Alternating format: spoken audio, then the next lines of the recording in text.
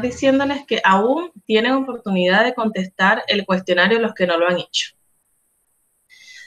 Hasta las 13 horas se va a mantener el cuestionario visible para que los que no lo hayan hecho pues lo puedan realizar. Aquella persona también que haya sacado un puntaje muy bajo, o sea, se supone que son, ¿qué pasó con Anto? Se supone que son, creo que son 25 puntos en química y 30 en física. Si usted sacó menos del 60% de eso, obviamente no tiene nota probatoria. Si sacó un 3 de 30, obviamente no tiene nota probatoria. Si ustedes van a su cuestionario de física, ahí les va a salir la nota. Si en caso de que tuvieran una nota muy baja, escríbanme a mi correo. Voy a colocarle acá.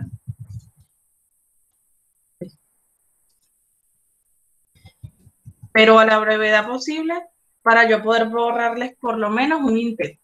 Aquellos que tengan muy baja nota, estoy hablando de los que tengan 10, 8, 9, que obviamente no pasaron. Antonia, no sé, escríbeme a mi correo igual y para yo decirte detalladamente qué debes o qué no debes o si estás ok. Al igual con todos igual pueden escribirme a mi correo para preguntarme. Bueno, ya hay unos que ya están claros de que ya están bien o de que les falta algo, porque de igual manera yo le pasé esto a sus profesores jefes y ellos debieron ya habérselos comunicado y se los deben haber enviado ya todas las tareas y las asignaciones que les faltan. Así que aprovechen, chicos, de que estamos dando todas estas oportunidades. Recuerden que ya, bueno, se redujo lo del año escolar, ya hay que terminar el año el 4 de diciembre y no sé si ya les comentaron sus profesores, bueno, yo aún no he hablado con los míos, con mi grupo, con mi curso, de que vamos a ver solamente 2 semanas de clase, sería esta semana que está en curso y la semana que viene. Así que hoy vamos a ver un pequeño repaso de estas leyes que rigen algunos eventos químicos en la vida cotidiana y la semana que viene vamos a ver un repaso como cierre ya de la asignatura, porque ya se supone que entonces ya los que estamos bien y los que estamos con todo entregado, la semana que viene ya estaríamos listos con clase. Los que aún faltan por entregar cosas ya nos veríamos en la otra semana arriba. Pero de todas maneras ya eso se le hará llegar mejor en un comunicado, no sé si ya lo publicaron en la página del colegio. De todas maneras, bueno, cualquier cosa, cualquier duda, ustedes me escriben a mi correo y yo entro a mi registro y les comento, mira, deben esto o deben aquello, o ya estás ok, ya no debes nada, pero como siempre les he dicho, que parezco ya como un radio así repetidor, busque un cuaderno, vayan anotando todas las asignaturas y vayan tiqueando aquellas que están ok. Bueno, ya química estoy ok, ya estoy listo, ya no me preocupo por química. Física también, bueno, pero ahora me queda es matemática. Yo voy a buscar matemática y voy a ver qué debo y voy a tratar de hacerlo. Para tratar de que la semana que viene ya estén listos, ya no tengan que conectarse la otra semana arriba, que es el momento o la semana donde nos vamos a conectar con los niños que deben aún materias o asignaturas o tareas, cualquier cosa. Ok, ¿dudas o preguntas ante esto? Ya saben, cualquier cosa a mi correo, ahí se los copié. Y allí yo les responderé si les falta, si no les falta. Y bueno, en tal caso, su profesor, como les dije, sus profesores ya deben haberles enviado lo que corresponde, que eran las tareas, y decirles como qué les faltaba y qué. Bueno. Continuamos con la clase de hoy. La clase de hoy va a ser un poco corta, va a ser como recordando cosas anteriores que hemos visto de igual manera, porque ya hemos visto ciertas leyes en otros fenómenos que ya hemos repasado anteriormente. En este caso, por eso, el objetivo de aprendizaje del día de hoy es identificar las leyes que rigen las reacciones químicas, es decir, leyes de combinaciones químicas y leyes ponderables. En este caso, nosotros hemos visto una cantidad de fenómenos químicos que cada uno se ha regido por diversas leyes. Cada uno siempre tiene una ley la cual han estudiado y la cual han generado. Y por eso, bueno,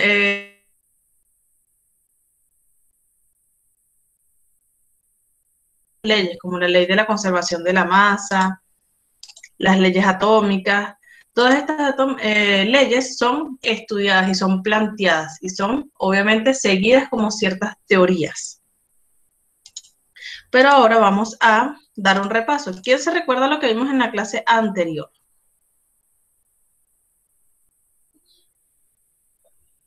¿Quién recuerda lo que vimos en las clases anteriores, que era una nueva unidad? ¿A qué nos estábamos enfocando ahora?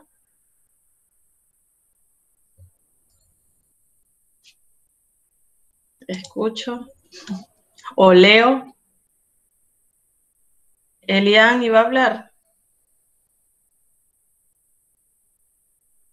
Estequiometría, perfecto. Como nos dice Antonia, estamos hablando de la estequiometría. Pero, ¿qué tiene que ver o qué estamos estudiando con esta estequiometría? ¿A qué se llama este estudio estequiométrico?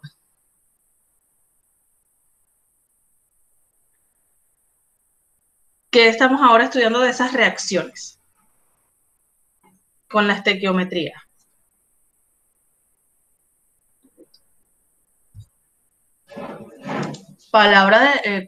Pregunta de cuestionario. ¿Qué hace la estequiometría? ¿O qué estudia la estequiometría?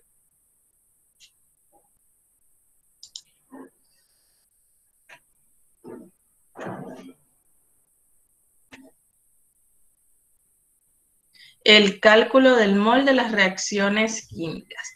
Ciertamente, pero uniendo todo eso en una sola palabra podemos definir la estequiometría y es en la medición. Recuerden que medición o cálculo también. ¿Qué pasa? Nosotros en las primeras clases, en el primer semestre, por llamarlo así, en la primera unidad, vimos todas las reacciones químicas, bueno, la mayoría de las reacciones químicas que ocurren en nuestra cotidianidad. Vimos que existen elementos químicos, vimos que existen también moléculas químicas que se unen con otras y generan un producto específico. Por ejemplo, la fotosíntesis es un proceso que permite, bueno, que es esencial para la vida y que se necesitan ciertas moléculas de agua, ciertas moléculas de dióxido de carbono, se genera glucosa. Todos esos elementos lo vimos en la primera unidad, que se necesita, quién reacciona con quién. Pero ahora en la estequiometría estamos viendo cuántos de cada uno de esos elementos se deben unir. Estamos ahora viendo la medición. Es como les comentaba ayer que ahora iban a pasar en física. En física, en segundo medio, más que todo son estudios ahora de cálculos. Pero ahora en química hicimos más o menos eso. Primero vimos la interpretación, la comprensión de fenómenos y ahora luego vemos los cálculos, la medición de esos fenómenos. ¿Qué otra cosa vimos? ¿Vimos algún cálculo o aún no hemos entrado con cálculo? ¿Vimos algunos ejercicios?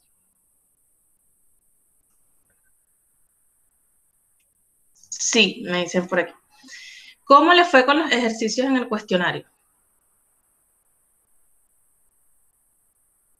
En el cuestionario habían ciertos ejercicios donde ustedes tenían simplemente o que multiplicar o que sacar un resultado para verificar cuál de las opciones era correcta. En este caso, pues sí estuvo un poco más complejo, pero es por eso, para poder generar retos a ustedes de que igual pudieran analizar un poco más las preguntas. Porque eso se quiere, que analicen un poco más, interpreten y de allí pueda salir el aprendizaje significativo que se quiere ante las ciencias. Ok, vamos a ver otra pregunta acá. Los cálculos estequiométricos se rigen por leyes. Ah, bueno, Antonia, allí me dice que los encontró fácil, pero no se acuerda si los tuvo bien. Ya, en este caso, bueno, Antonia, no sé si te salía la nota, te debe haber salido la nota. Bueno, aquí estoy viendo que saliste bien. Sacaste 15 de 18, así que deben haber estado bien. ¿Cuánto era? Ah, eran 18 puntos. En química el máximo de puntaje era 18.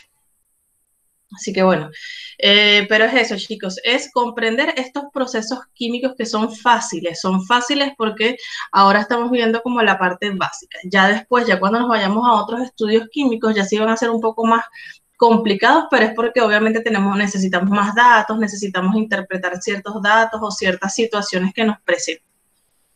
Ok, entonces la pregunta, ¿los cálculos estequiométricos se rigen por leyes o simplemente yo lo hago por, bueno, agarro el agua, tanto de agua y tanto de esto, o hay algo que me establezca cómo yo lo debo hacer?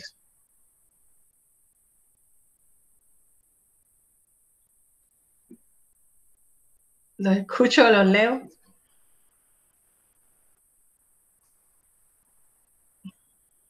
Por leyes. Perfecto. Por ejemplo, este dibujo que tenemos acá.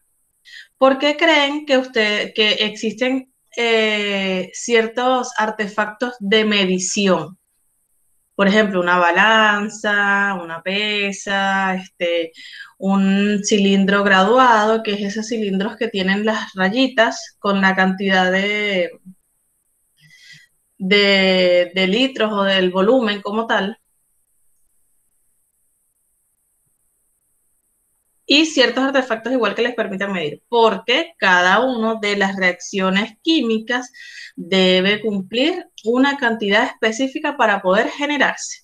Como les comentaba, yo no puedo, para hacer una torta, por ejemplo, yo no puedo ligar, si la receta me dice 500 gramos de harina, yo no puedo colocarle 3 kilos de harina, porque obviamente no me va a quedar bien con las demás proporciones que me están dando. Por ejemplo, no sé, puede ser aceite, mantequilla o puede ser azúcar, y que yo le coloque 3 kilos de harina a, no sé, medio kilo de azúcar, obviamente no va a quedar como equilibrada o no va a quedar la receta bien. Por eso también, si ustedes se dan cuenta, muchas cosas de, de las cocinas están milimetradas o están como tal con mediciones. Por ejemplo, la licuadora, por ejemplo, también muchos hervidores también están como con la medición. Ok, entonces, pregunta, ¿los cálculos estequiométricos se rigen por leyes? La respuesta es sí, se rigen por leyes porque tenemos que cumplir patrones establecidos para poder generar productos ya establecidos. Debemos cumplir la cantidad específica para obtener el resultado que queremos. ¿Qué pasa? Claro, obviamente en algunas ocasiones sí cambian algunas cosas y eso ha generado productos distintos. Pero para yo obtener, por ejemplo, seguimos con la torta. Una torta de un kilo, yo debo mezclar, obviamente, las cantidades que me dice allí. Yo no debo irme a otra cantidad, a menos de que quiera una torta más grande. Pero todos estos cálculos o todas estas mediciones van a depender del resultado que yo quiera. Y obviamente también debemos estar regidos por leyes estequiométricas. ¿Estamos claros hasta aquí, chicos? Que me siento que estoy hablando y hablando como un perico y ustedes no me responden. Ok, continuamos acá. ¿Qué leyes rigen las reacciones químicas? Primero que todo, leyes de las combinaciones químicas. ¿Qué pasa? Obviamente nosotros no podemos generar un producto con un solo elemento, bueno, en la mayoría de las ocasiones, sino que necesitamos combinar elemento A con elemento B o elemento ABC para poder generar un producto específico. Por ejemplo, ¿qué crees acerca de la combinación de los elementos? ¿Lo hacen al azar o lo hacen siguiendo un patrón definido?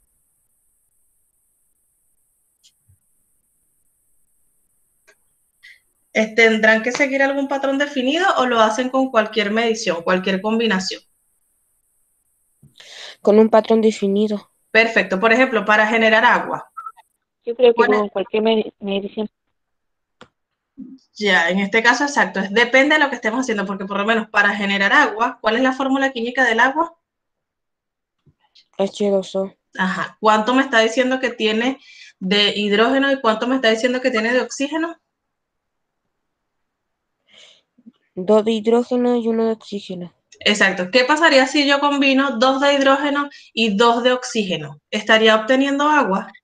No. No, ya estaría obteniendo otro elemento distinto al agua. Es por eso que la respuesta, como me lo indicaron allá, sí tiene que hacerse con un patrón definido. En este caso acá, por ejemplo, la sal o cloruro de sodio que está disuelta en el agua de mar de todos los océanos, ¿será la misma o tendrá una composición diferente? Composición diferente. ¿Pero por qué tendrá una composición diferente? porque tiene sal. Exacto, pero esa sal será distinta a la sal, no sé, de otro océano. No, Es un patrón igual, porque ¿qué pasa si nosotros alteramos esta fórmula? Ya no sería cloruro de sodio ni sería sal, como les acabo de explicar con el agua. El agua tiene su patrón específico, 2 de hidrógeno, 1 de oxígeno. Si yo coloco 2 de hidrógeno y 3 de oxígeno, ya yo no estaría obteniendo agua. Al igual acá, la sal tiene esta fórmula química, NaCl, es decir, 1 de cloro y 1 de sodio. Si yo coloco 2 de sodio, ya yo estoy alterando y ya no sería cloruro de sodio, ya sería otro componente. Por eso, en este caso, todos están cumpliendo un patrón específico, están siguiendo leyes de combinaciones químicas. Ok, entonces, acá, las leyes de las combinaciones químicas también son llamadas leyes ponderables. Y tenemos muchísimas leyes, como por ejemplo la ley de la conservación de la masa, que ya la vimos y la vamos a repasar nuevamente hoy, leyes de proporciones definidas, múltiples, recíprocas y ley de los volúmenes de combinación. ¿Qué pasa? Hoy vamos a ver definidas y múltiples, recíprocas y la de volúmenes las vamos a ver un pequeño repaso en la siguiente clase, cuando estemos dando como el repaso general. Estas leyes avalan la existencia del átomo como una estructura básica de la materia. Los átomos tienen una masa definida que no cambia en una reacción química, como les comenté. O sea, si un átomo de tal elemento tiene una masa específica, ella no va a cambiar si yo la mezclo.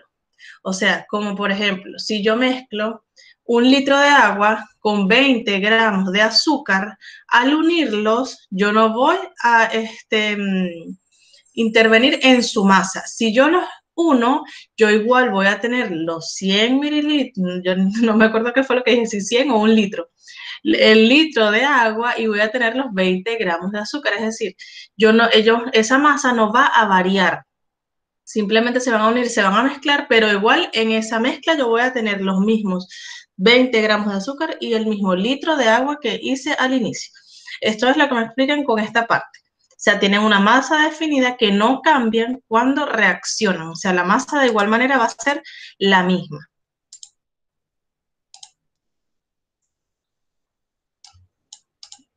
Ok. ¿Alguien se recuerda en qué consiste la ley de la conservación de la materia? Es algo parecido a lo que les acabo de explicar. Bueno, es algo así. ¿Alguien se recuerda en qué consiste esto? Que lo vimos en clases anteriores donde hicimos el balanceo de la ecuación, todo eso.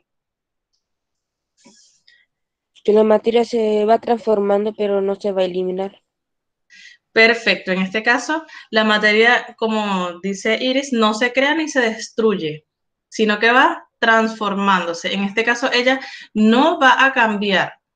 Ella puede cambiar, pero no va a eliminar su masa como tal. O sea, la masa tiene que ser igual, tiene que ser la misma. ¿Cómo les comento? Por ejemplo, nuevamente me voy con el agua con azúcar. Ellos separados son elementos distintos. Cuando yo los uno, ya conforman una mezcla distinta. O sea, ya es, por ejemplo, agua con azúcar. O bueno, si nos vamos a agregarle alguno de esos juguitos, suco, algo así. Yo voy a colocar el jugo, el polvo, y voy a colocar el agua. Ya esto al unirse ya me está generando una sustancia distinta, pero eso no quiere decir que sus componentes hayan cambiado su peso o su masa. Eso va a seguir siendo el litro de agua y va a seguir siendo, no sé, los 20 gramos de juguito de polvito. Pero cambiaron, se transformaron. Ok, vamos entonces a recordar un poco acá lo que me decía la ley de la conservación de la masa. En una reacción química siempre se cumple que la suma de las masas de los reactantes es igual a la masa de los productos. Esto siempre debemos recordarlo, siempre debe ser lo mismo. Es importante, este importante postulado, conocido como ley de conservación de la masa, fue demostrado experimentalmente por Anton Lavoisier en 1772. ¿Qué es lo que decía Anton? la materia no se crea ni se destruye, simplemente se va transformando. Y eso tampoco indica o indica que cambie su masa, simplemente se va transformando. Igual, por ejemplo, con una torta. Con una torta yo tengo todos los materiales distintos y yo, antes de mezclarlos, se ve la diferencia de cada uno. Pero al mezclarlos, ya yo estoy obteniendo un resultado distinto. Yo estoy obteniendo una mezcla de torta y ya después cuando se cocina una torta. Yo no puedo diferenciar allí cuál era la harina y cuál era el azúcar. Y al unirlo, bueno, estoy generando un producto específico y esto no quiere decir que cambiaron las cantidades de harina y de azúcar que yo puse al inicio. Simplemente se transformaron a otro tipo de materia, pero con su misma masa. ¿Estamos claros hasta aquí, chicos? Claro, sí, no, sí. Perfecto. Perfecto. Ok, entonces aquí de igual manera apliquemos la ley de la conservación de la masa en la combinación del sodio con el cloro para formar cloruro de sodio.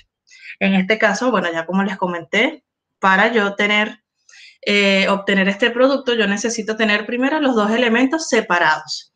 Ya después que yo los uno, los mezclo, ya yo tengo el cloruro de sodio y esto, ¿ves? El tamaño como tal, que vendría indicándome como la cantidad, no cambia, no varía. Ellos simplemente se unen, más no cambian su peso o su masa. Ellos están iguales, no cambian su proporción. Como hay el mismo número de átomos y su masa no varía, la masa de las sustancias iniciales y la masa de las sustancias finales tiene que ser las mismas. Ok, entonces, acá estamos entonces claros con la ley de la conservación de la materia, ¿no? Si yo mezclo algunos elementos, esta no va a variar su masa, va a transformarse en otro tipo de materia, pero no va a variar la cantidad que yo estoy mezclando. Si son 20 gramos de azúcar y 1 litro de agua al inicio y al final yo genero agua con azúcar, esto me va a tener la misma cantidad, 1 litro de agua y 20 gramos de azúcar, pero mezclados. Ok, pasemos entonces a la siguiente, un ¿sabías qué? En la época previa a Lavoisier, la química era más un arte culinario que una ciencia, y en realidad se elaboraban más recetas que fórmulas. Se confundían las sustancias puras por mezclas. Además, no se tenía claridad sobre cómo se combinaban las distintas sustancias. El gran giro que le dio Lavoisier al estudio de la materia fue la experimentación. Es decir, él observó, él midió las masas, él formuló hipótesis, buscó evidencias y razonó sobre las transformaciones químicas. Es decir, que las personas anteriormente no tenían como claro qué sucedía y tomaban una sustancia como alguna mezcla o no generaban como esa distinción que hizo Lavoisier, que él observó primero los elementos, después midió cuánto medían cada uno, después los unió, formuló hipótesis de qué podría pasar, luego volvió a generar cálculos, buscó evidencias y luego razonó de qué era lo que sucedía allí. Y eso le dio un vuelco total a lo que serían todas estas creencias de la química como tal. Ok, las experiencias llevaron, vamos a poner esto en grande que esto tiene movimiento. Bueno, las experiencias que llevaron a Lavoisier al descubrimiento de este principio tienen que ver con uno de los principales intereses de la química de la época, que era la combustión, el proceso de combustión.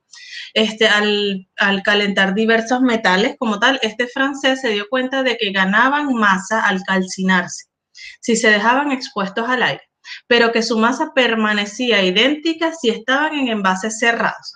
Es decir, que a lo mejor en envases abiertos ellas absorbían ciertas masas que estaban en el aire, pero al tú ponerlo en el envase cerrado, obviamente no podía llegarle ninguna masa de ningún lado. Un perfecto ejemplo de esta ley lo constituye la combustión de los hidrocarburos, en la que puede verse al combustible arder y desaparecer, cuando en realidad es que se ha transformado en gases invisibles y en agua. Es decir, que no desaparece como uno cree, sino que se ha transformado en gases y también en agua. Ahora, chicos, pregunta. Vamos a hacer esta actividad que tenemos acá. La imagen muestra el proceso de quemar un papel. Esta se transforma en cenizas y en humo y se liberan energías en formas de calor y de luz.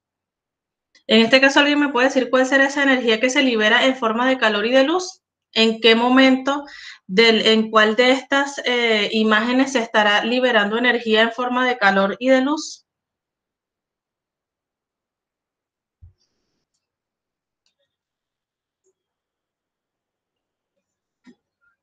Escucho, Leo. En la segunda y en la tercera. En la segunda y la tercera. ¿Cuál es el calor? Ese vapor que ella emite. ¿Y cuál es la luz? El fuego que se genera. Sí. Entonces, primera pregunta, ¿por qué podemos afirmar que al quemar un papel ocurre una reacción química? Porque se quema. Porque se quema y está generando un proceso de, ¿cómo se llama este proceso?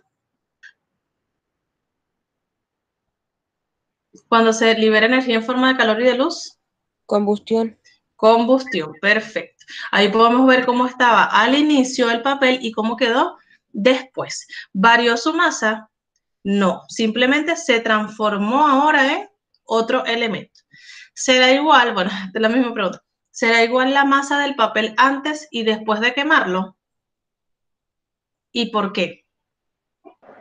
Sí, Si es igual, pero ¿por qué será igual? porque no le cambia la masa. ¿Qué pasa con el papel? ¿Queda igual o se transforma? Se transforma, pero la masa no Perfecto, se pierde, se queda ahí. perfecto. En este caso, ¿en qué se transforma el papel? En ceniza. En cenizas y en humo, ¿cierto? Ahora, ¿cómo comprobarías que quemar un papel cumple con la ley de la conservación de la masa?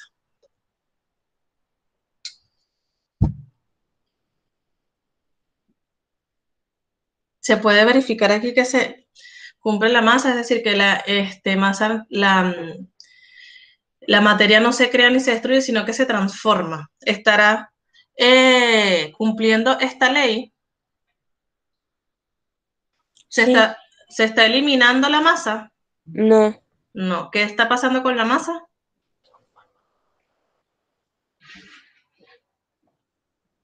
¿Qué le pasó a este papel después que se quemó? Se transformó. Perfecto. Entonces, ciertamente, sí cumple con la ley de de la conservación de la masa. No se elimina, no se crea, sino que se transforma de un material a otro. Ok, ¿estamos claros hasta aquí, chicos? Pasamos a las otras dos. Ok. Entonces, ahora vámonos a la ley de las proporciones definidas. Generalmente cuando uno lee algo, uno tiene que como que buscarle la vuelta y poder ir dando como un primer entendimiento.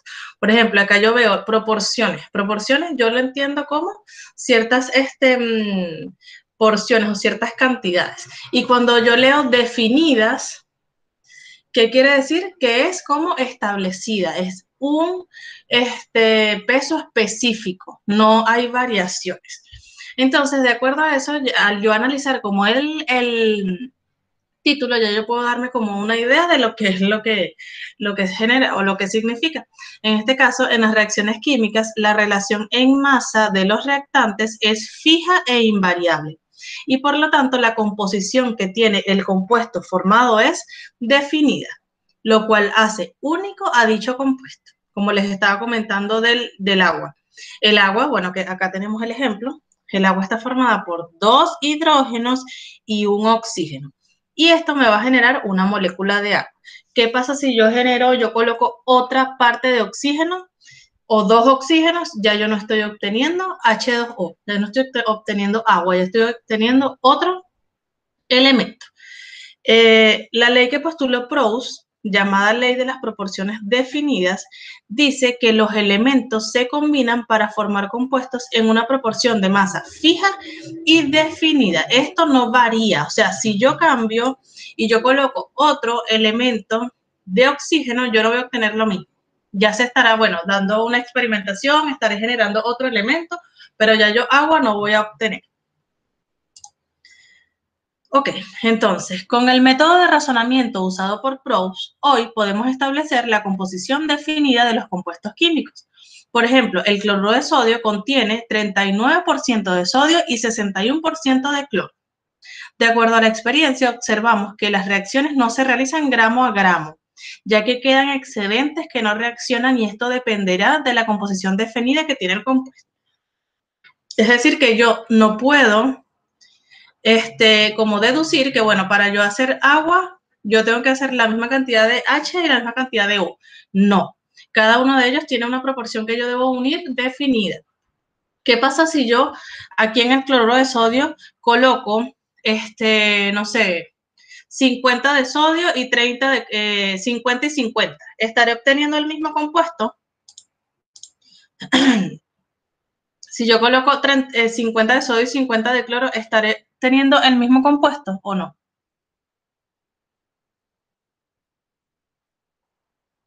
¿Sí o no?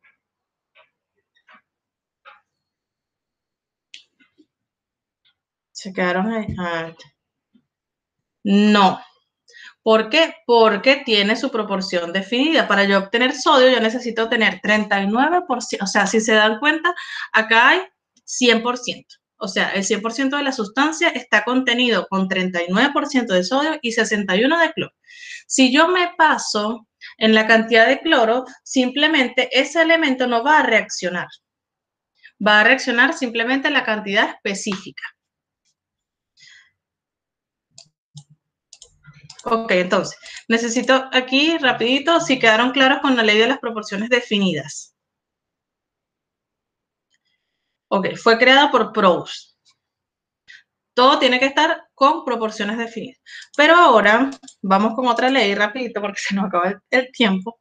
Yo hablo y hablo y hablo aquí, ya son las 9:37. Ok, cuando hablamos de leyes de las proporciones definidas, también hablamos de que existe una contraparte. Hay otra ley que también estudia qué sucede cuando yo genero proporciones múltiples. En este caso, aquí también John Dalton, estableció la ley de las proporciones múltiples. Esta plantea que cuando dos elementos se combinan para formar más de un compuesto, la masa de uno de ellos, que se une a una masa fija del otro, ella está en relación de números sencillos, como por ejemplo, uno de este y dos de este. 3 de este y 1 de este, 2 de este y 3 de aquel. O sea, pero no está como que 1 y 1, 2 y 2, no, sino que está en relaciones con números distintos. Por ejemplo, el carbono se une al oxígeno, formando dos compuestos comunes y estables. En este caso, cuando el monóxido de carbono, cuando se une solamente uno de carbono y uno de oxígeno, yo estoy creando monóxido de carbono. Pero ¿qué pasa? Yo puedo tener otra proporción múltiple y crear otro elemento, como por ejemplo, 1 de carbono y 2 de hidrógeno. Y estaría formando otro compuesto. Entonces, en este caso me están indicando que los mismos elementos pueden unirse y tienen múltiples resultados, que de igual manera han sido ya estudiados. Ok, por ejemplo acá, proporción en masa de carbono y oxígeno en sus dos compuestos. Acá, por ejemplo, tenemos dos carbonos, dos oxígenos y un carbono. En este caso, yo aquí indicaría que serían 12 gramos de carbonos y 32 gramos de oxígeno. En este caso, este está en proporción doble y uniría al 100%, porque está en proporción 1 a 2. Es decir, 1 de carbono y 2 de oxígeno. En el caso del monóxido de carbono, yo tengo proporción 1, 1, porque tengo 1 carbono y un oxígeno. Acá estaría. La ley de Dalton de las proporciones múltiples es parte de la base de la teoría atómica que conocemos en la actualidad, junto con la ley de Joseph Proust, que es el anterior que estudió la definida, y la ley de conservación de la masa propuesta por Lavoisier. Estas leyes facilitaron el camino para nuestra comprensión actual de las diferentes estructuras y composiciones atómicas, incluidos conceptos como fórmulas moleculares o químicas.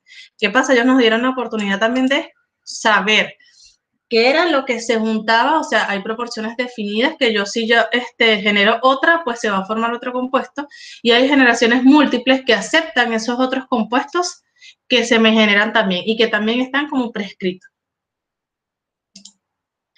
El porcentaje en masa de hidrógeno en una molécula de agua es de 11,1, mientras que en el peróxido de hidrógeno es de 5,9%. En este caso, ¿cuál es la razón del hidrógeno en cada caso? En la molécula de agua tenemos una relación de oxígeno y de hidrógeno, 8:1. En la molécula de peróxido, que vendría siendo esto, tendríamos una oxígeno e hidrógeno, pero en proporción 16:1.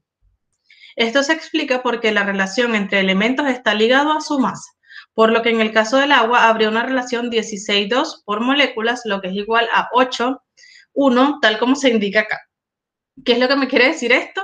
Que ciertamente yo puedo generar agua con proporciones definidas. Pero ¿qué pasa si yo genero proporciones múltiples, proporciones distintas? Yo también puedo generar otro elemento. Entonces, se me aceptan tanto elementos creados por proporciones específicas como aquellos elementos también que puedan tener otras combinaciones múltiples. Entonces, ¿estamos claros aquí, chicos? Ley de la conservación, ley definida y ley múltiple, ley de las proporciones múltiples.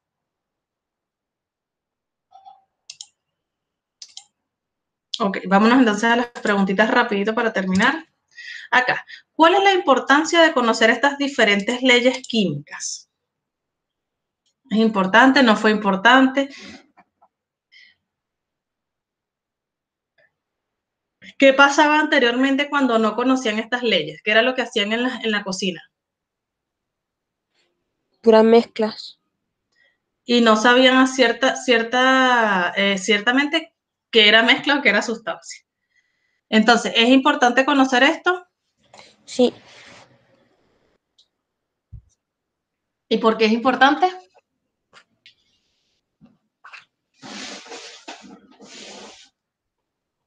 porque asume la conservación de De la masa. la, Para terminar. siempre se me va, Se- de la se- identidad. sí, exactamente, ahí como lo indica ya, porque obviamente eso nos ayuda también en muchas cosas cotidianas. Todas estas leyes nos han ayudado igual en muchas cosas de nuestra vida diaria. Ahora, ¿cuál es el nombre del científico que postuló la teoría de las proporciones definidas? Recuerden que teníamos a Lavoisier, a Proust y a Dalton. ¿Cuál es el que generó la teoría de las proporciones definidas? Bacon. ¿Mm? Proust, en este caso fue Proust el que habló de las proporciones definidas. Lavoisier, ley de la conservación de la masa, Proust, definidas, y Dalton, múltiples. Para terminar, ¿en qué consiste la ley de las proporciones múltiples? Perfecto, como me decía Lois Génesis. ¿Qué es lo que me dice la ley de las proporciones múltiples? ¿Qué pasa con los elementos? ¿Pueden unirse siempre en una proporción o pueden variar? Se pueden Miran variar. para dar más de un compuesto. Perfecto, pueden variar para dar más de un compuesto y en relaciones distintas. Por ejemplo, no sé, 16 gramos de esto, uno de esto, o 2 moléculas de esto, uno de esto. Chicos, bueno, para la próxima clase vamos a ver, como les comenté, un repaso de todo lo que hemos visto en las clases de química y cuál es la retroalimentación que tenemos de la materia. Voy a colocar asistencia en el chat para que vayan colocando su nombre. Así que el que no tenga dudas, si no tienen más preguntas, pueden, después que coloquen la asistencia, pueden salir. Si nos veríamos la semana que viene. Así que, Chao, chao, profe, cuídate. chao, nos vemos. Chao. Nicolás, ¿se fue? Ay, se fue.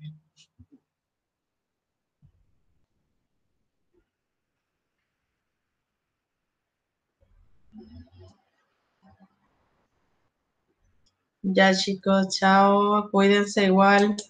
Nos vemos la semana que viene.